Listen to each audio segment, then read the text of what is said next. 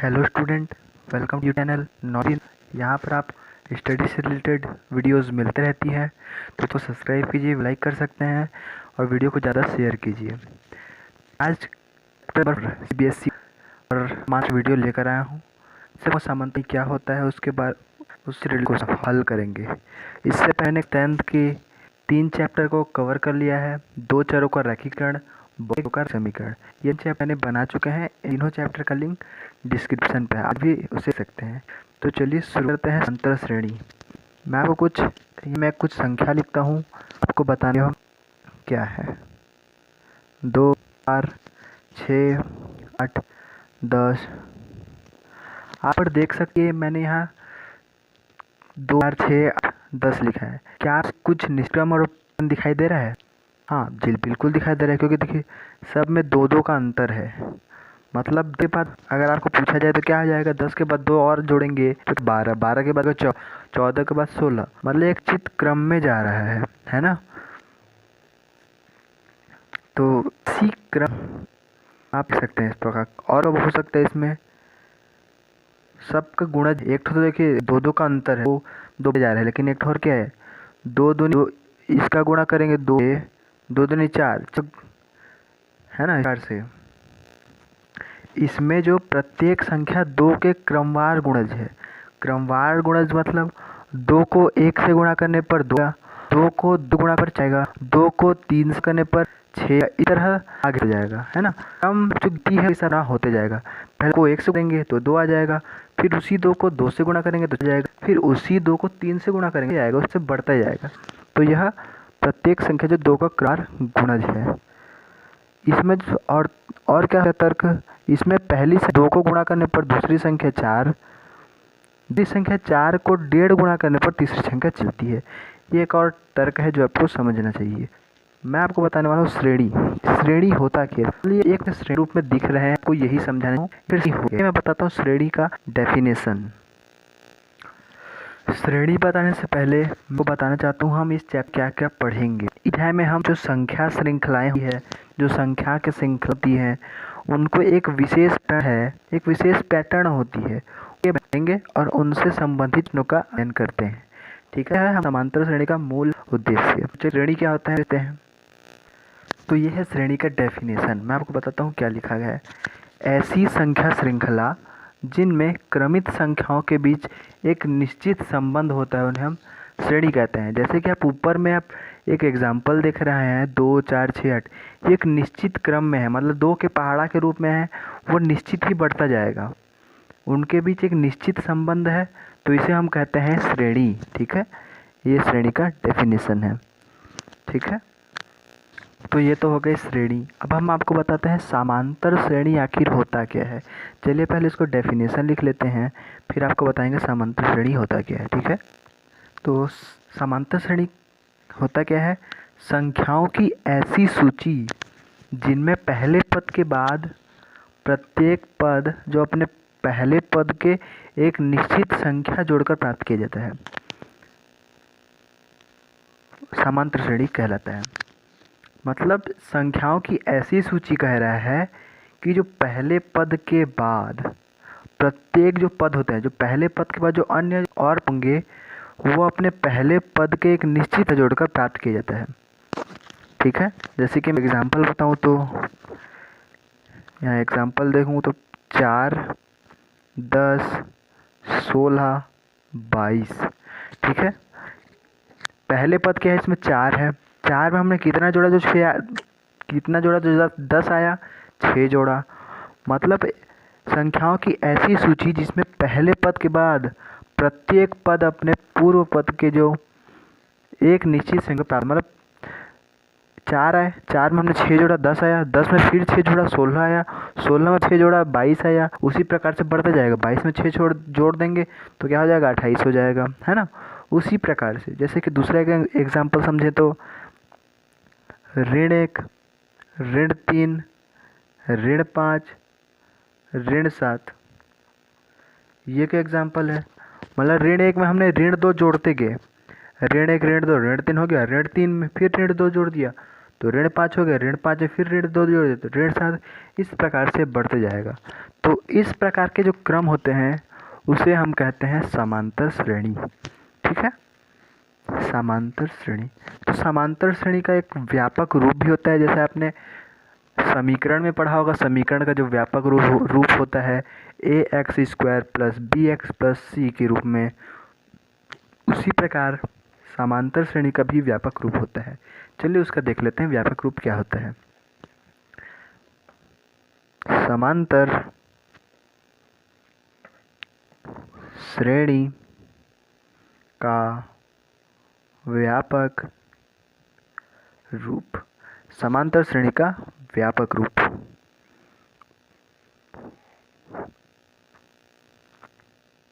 प्रथम पद हमने मान लिया a तथा d सार्वंतर,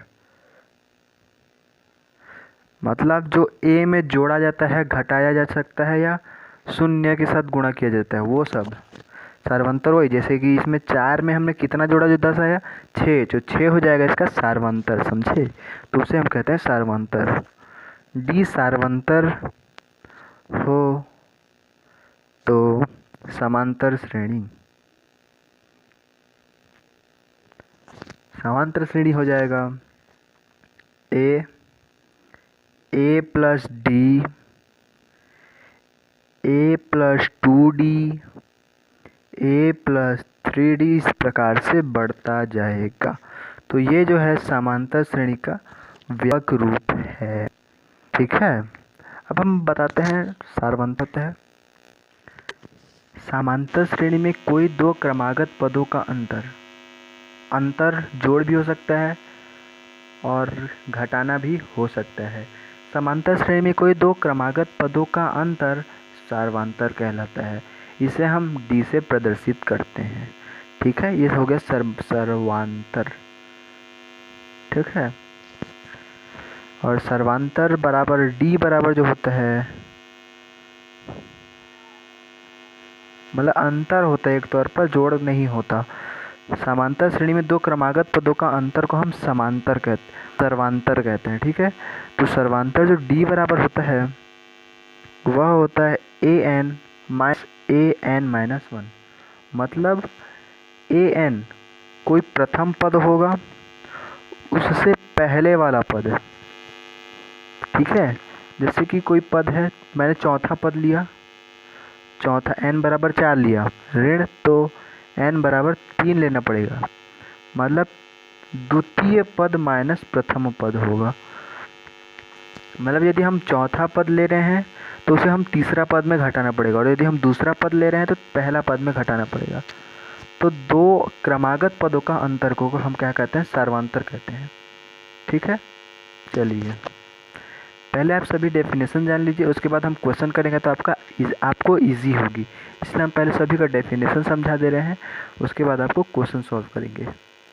अभी मैंने आपको बताया सार्वंतर भी बताया, वो वाला राइट है। अभी जो मैंने देखना है, जो दो क्रमागत पदों का अंतर सार्वंतर कहलाता है। लेकिन मैंने इससे पहले जो बताया अभी आपको, जो एक व्यापक रूप में था ना, प्रथम पद a तथा सर्वांतर d, उसमें जो बताया था वो सार्वंतर का डेफिनेशन नहीं है, ये वाला एग्जैक्ट डेफिनेशन है, आप इसे याद रखिएगा। अब हम बात करते हैं समांतर श्रेणी का nवां पद कैसे निकालते हैं। तो मैं बताता हूँ सूत्र। समांतर श्रेणी का nवां पद के लिए प्रथम पद क्या होता है a, nवां पद के लिए n लिखते हैं, an बराबर प्रथम पद धन n ऋण 1 d। ठीक है, ये होता है समांतर श्रेणी का nवां पद निकालने का सूत्र। और कभी कभी क्वेश्चन पूछता है, और कुछ क्वेश्चन में पूछता है कि समांतर श्रेणी का अंतिम पद निकालिए। तो समांतर श्रेणी का अंतिम पद, समांतर श्रेणी का अंतिम पद, समांतर श्रेणी का अंतिम पद जो होता है उसे हम L से प्रदर्शित करते हैं, और सूत्र होता है L बराबर a धन n-1 d। तो अंतिम पद भी निकालने का यही फॉर्मूला होता है, जो nवा पद निकालने का होता है। ठीक है, तो हम इससे क्या लिख सकते हैं कि जो अंतिम पद होता है nवा पद के बराबर होता है। जो मैं आपको डब्बा के रूप में हूँ उसे आपको याद रखना है। ठीक है, अब हम बताते हैं अंतिम ये समांतर माध्य क्या होता है। ठीक है, समांतर माध्य, समांतर माध्य क्या होता है, कुछ कुछ क्वेश्चन में समांतर माध्य निकालिए करके पूछ देता है। समांतर माध्य को हम ए से निरूपित करते हैं और समांतर माध्य ए बराबर होता है जो आपका प्रथम पद होता है और जो सार्वंतर होता है उसे हम भागित 2 दे देते हैं। सार्वंतर नहीं, ए प्लस बी भागित 2। ठीक है, मतलब कोई भी 2 पद होंगे उन्हें जोड़ देंगे और जितने पद होंगे उनको उससे भाग दे देंगे। मतलब 5 पद होंगे तो उसे हम 5 से भाग देंगे, 2 पद हैं तो 2 से ही भाग दे देंगे। ठीक है, तो अभी तक मैंने कुछ कुछ आपको जो बातें बताई हैं, जैसे कि सार्वंतर, सार्वंतर निकालते इस सूत्र से है ए एन माइनस 1। इस सूत्र से आपको सार्वंतर निकालना है। इस सूत्र से समांतर श्रेणी का nवा पद निकाला जाता है और इस सूत्र से आप समांतर श्रेणी का अंतिम पद निकाल सकते हैं तथा इस सूत्र के माध्यम से समांतर माध्य का आप मतलब समांतर श्रेणी का समांतर माध्य आप निकाल सकते हैं। ये 4 टॉपिक हैं और एक अंतिम टॉपिक है समांतर श्रेणी, अंतिम टॉपिक है समांतर श्रेणी के n पदों का योग। ये 5 टॉपिक से क्वेश्चन ज़्यादातर पूछे जाते हैं। समांतर श्रेणी का जो n पदों का योग कैसे निकालते हैं, इसके लिए जो सूत्र होता है वह होता है n/2 कोष्टक के अंदर में 2a प्लस n-1d। ठीक है, ये एक सूत्र होता है समांतर श्रेणी के nवें पदों का योगफल ज्ञात करने के। एक और सूत्र होता है, यदि सब कुछ आपके पास दिया गया हो तो n/2 a प्लस l। ठीक है, और आपको l निकालना तो आता ही होगा। l कैसे निकालते हैं, an मतलब l बराबर an बराबर कैसे निकालते हैं, अंतिम पद और nवा पद कैसे निकल जाता है, a plus n-1 into D. आप इस प्रकार से अंतिम पद भी निकाल सकते हैं और ये 2 n पदों का योगफल। ठीक है, तो ये था कुछ बेसिक चीज़ें जो समांतर श्रेणी से आपको जानने चाहिए। अब हम सीधे प्रश्नावली की ओर चलते हैं और उनमें जो क्वेश्चंस दिए गए हैं उन्हें हम सॉल्व करते हैं। आज हम जो पहला प्रश्नावली है उसे हल करेंगे। इसके बाद इस वीडियो का सेकंड पार्ट आएगा, उसमें हम दूसरे प्रश्नावली के हैं उसके कुछ क्वेश्चंस सॉल्व करेंगे। तो चलिए प्रश्नावली नंबर 1 को शुरुआत करते हैं। तो मैंने आपको बेसिक बता दिया है, आप चलिए क्वेश्चन की ओर बढ़ते हैं। यहाँ पहला क्वेश्चन लिया हूँ मैंने, किसी समांतर श्रेणी का प्रथम पद दिया गया है a बराबर 10 और सार्वंतर d बराबर दिया है -2 -3, तो श्रेणी के 3 पद ज्ञात कीजिए। मतलब 3 पद हमको ज्ञात करना है समांतर श्रेणी का। ठीक है, चलिए हल करते हैं इस क्वेश्चन को। सिंपल सा क्वेश्चन है, हल पहले आपको दिया गया है उसे लिखना है। दिया है, क्या क्या दिया है, प्रथम पद दिया है आपको, प्रथम पद a बराबर दिया है 10, सार्वंतर दिया गया है आपको d बराबर -3, है ना। तो आप क्या जानते हैं, समांतर श्रेणी का व्यापक रूप आप जानते होंगे। समांतर श्रेणी का व्यापक रूप लिख लेते हैं,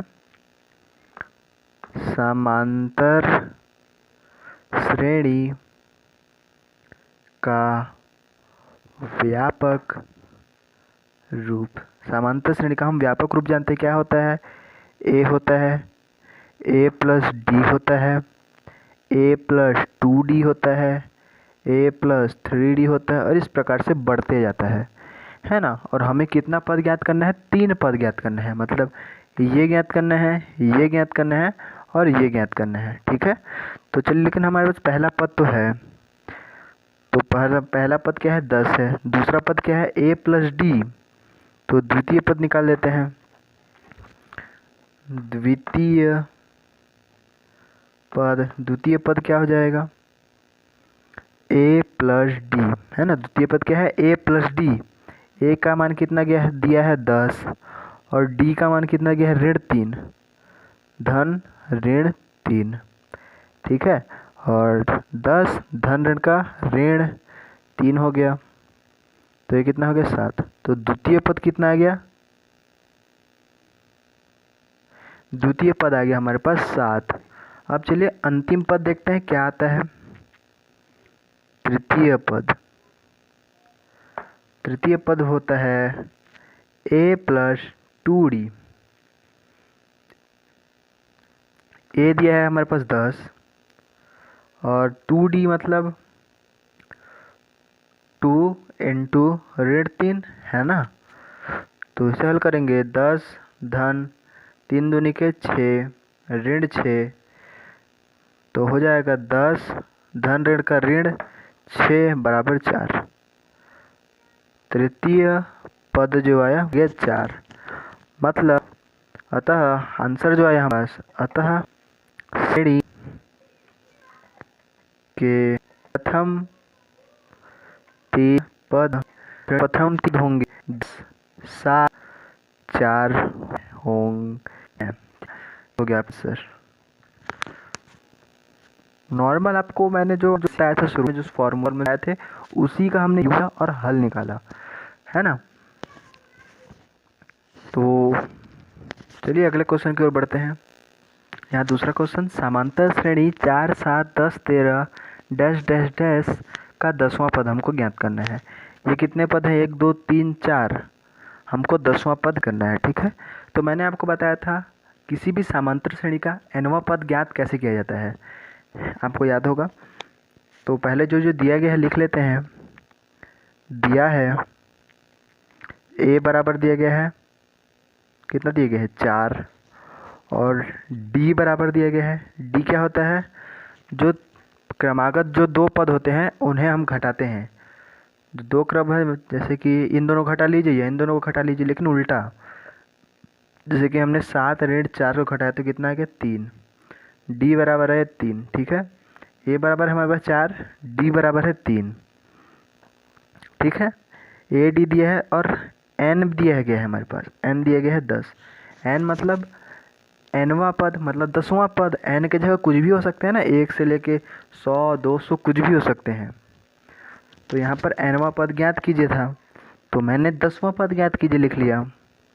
तो n बराबर 10 है। तो हम सूत्र से क्या जानते हैं, सूत्र से हम जानते हैं a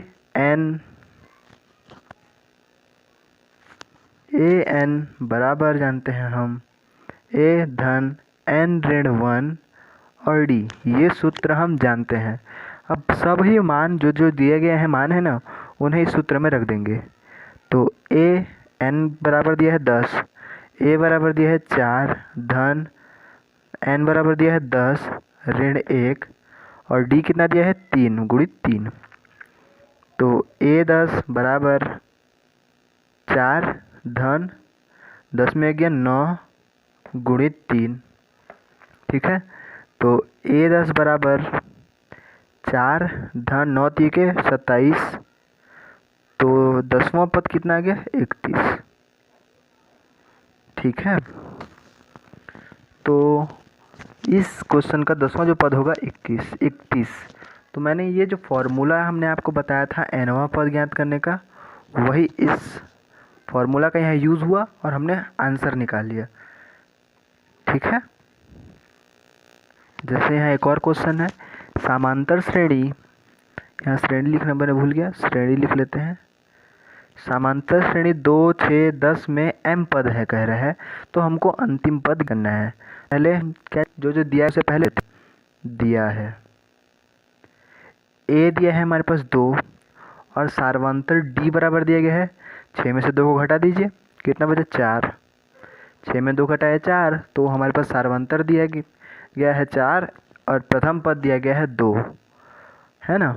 और क्या दिया गया, पदों की संख्या कितने दी गई है m पद दिया गया है, तो हमको अंतिम ज्ञात करना है। हमको अंतिम पद क्या है वह ज्ञात करना है, ठीक है।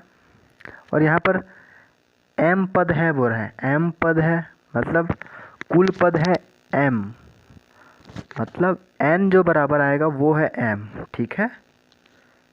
टोटल जो टोटल होता है ना, कुल जो होता है उसे n लिखते हैं, तो यहाँ m पद है और उन्हीं m पदों को हमको ज्ञात करना है, ठीक है। n बराबर m लिख दिया, ठीक है। अंतिम पद हमको करना है, चलिए जानते हैं अंतिम पद ज्ञात करने का पूरा। अंतिम पद, तो अंतिम पद ज्ञात करने क्या है, l वह है a धन n ऋण 1 होता है, बराबर दिया है 2 धन n क्या है m-1, n बराबर तो m तो हम -1 और d क्या है 4 l गया। ये करते हैं इसे 2 धन r इंटू m और ऋण 4 हो गया, थोड़ा एक से करेंगे तो 4 हो, ये भी l।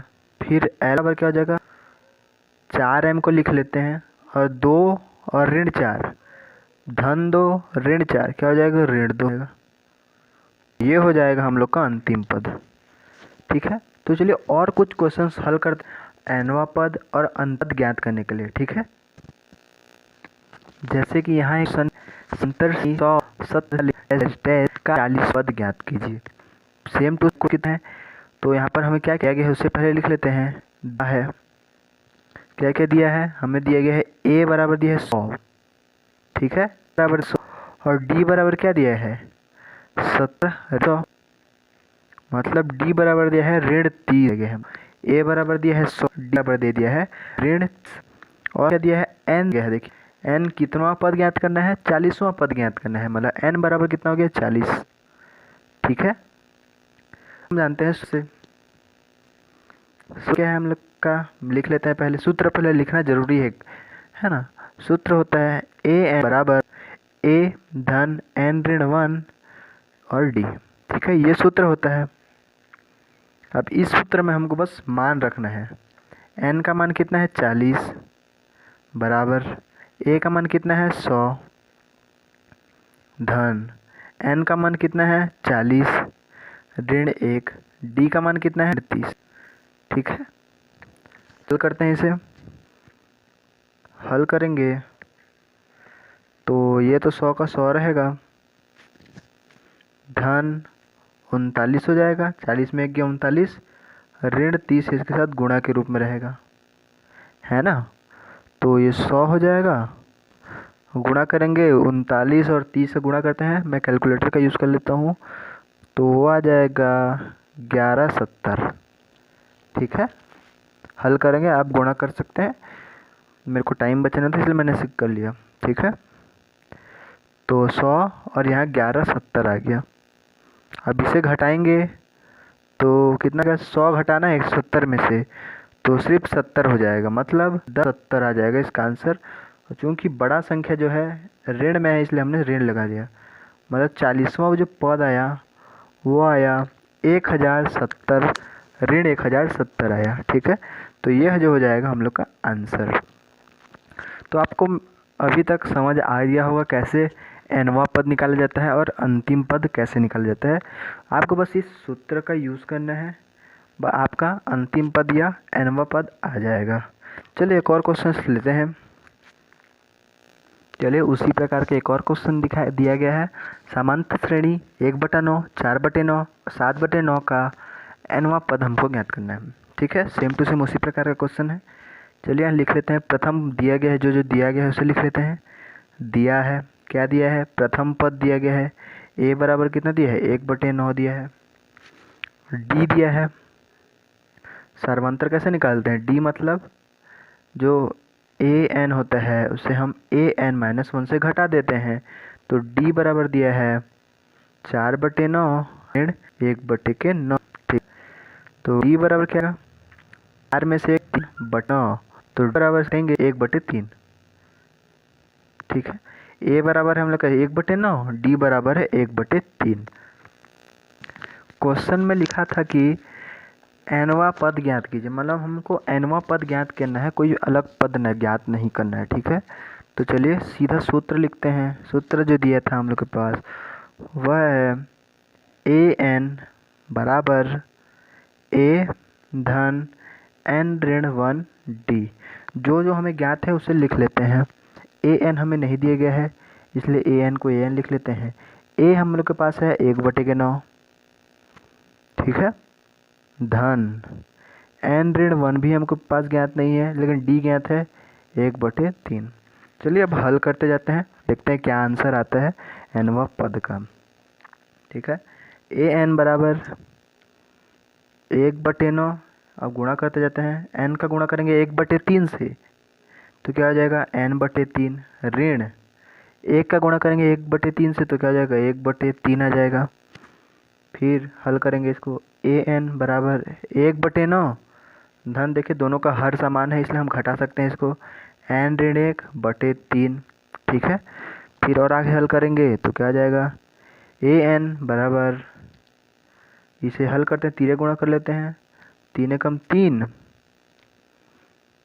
धन 9n ऋण 9, तीरे गुणा किया हमने बटे, अब सीधा गुणा करते हैं, 9 तिया 27, ठीक है। अब जो हल करेंगे उसके बाद जो आंसर आएगा n है, ए एन बराबर 9n, और इसे घटाएंगे तो हमारे पास ऋण 6 बराबर 27, ठीक है। फिर हल करते हैं थोड़ा, ए एन बराबर क्या हो गया, इसमें देखिए कुछ उभयनिष्ठ निकल रहा है क्या, हाँ बिल्कुल निकल रहा है, उभयनिष्ठ निकल रहा है, 3 उभयनिष्ठ निकल रहा है, 3 उभयनिष्ठ निकला तो यहाँ क्या बच गया, 3n ऋण 2/27, ठीक है। 3 से काट देंगे, 3 एकम 3 7 21, 3 8 24, 3 9 27 आया है ना। तो ए एन बराबर क्या आ गया, 3n ऋण 2/9 आया। तो ये जो होगा हम लोग का आंसर होगा, ठीक है। तो nवां पद आ जाने से भी आपको कोई घबराने की ज़रूरत नहीं है। बस हमने क्या किया, देखिए हमारे पास a और d का मान ज्ञात था, हमने सिंपल हल करते गए तो हमारे पास कुछ इस रूप में लिखा, तो हमारे पास यही आंसर मान लेंगे इसे, ठीक है, क्योंकि हमारे पास nवां पद ज्ञात करने के लिए बोला था, तो हमने इस प्रकार से ज्ञात कर लिया, ठीक है। तो चलिए ये आज का अंतिम क्वेश्चन करते हैं, उसके आगे का अगले वीडियो में करेंगे, क्योंकि वीडियो मैं ज़्यादा लंबा नहीं बनाना चाहता, ठीक है। तो ये आज अंतिम क्वेश्चन है, इसका एक और वीडियो आएगा, और वीडियोस आएंगे, एक नहीं 2-3 भी आ सकते हैं, ठीक है। चलिए हल, अंतिम क्वेश्चन है, नॉर्मल क्वेश्चन के साथ एंड करते हैं, इसके बाद कुछ ट्रिकी क्वेश्चन को भी हल करने हैं, ठीक है। चलिए अंतिम क्वेश्चन आज का, यहाँ दिया गया है हल में क्या लिखेंगे, पहले दिया गया है mवां पद ज्ञात करना है हमको, दिया गया है, क्या दिया गया है, a बराबर दिया गया है 950, और d बराबर दिया गया है a2 ऋण a1 होता है d बराबर, तो d बराबर हम 900 में से 950 को घटाएंगे तो क्या आ जाएगा, ऋण 50 आ जाएगा, ठीक है। कैसे किया हमने, 900 ऋण 950 किया तो हमारे पास ऋण 50 आ गया, हमारे पास a आ गया, d आ गया, और n बराबर क्या दिया है, m दिया है। ये तीनों मान को हम रख देंगे, हमारा आंसर आ जाएगा, ठीक है। तो सूत्र क्या होता है आपको जानना चाहिए, सूत्र होता है ए एन बराबर a धन n ऋण 1 d बराबर a, n बराबर दिया है m, तो a कितना दिया है 950, धन m ऋण 1 d दिया है ऋण 50, ठीक है। हल करते हैं, ए एम बराबर कितना आ गया 950 ऋण, धन ऋण का हो गया ऋण 50, m ऋण ऋण का हो गया धन 50, तो ए एम बराबर आया 950 धन 50, कितना हो गया ए ऋण 50 m।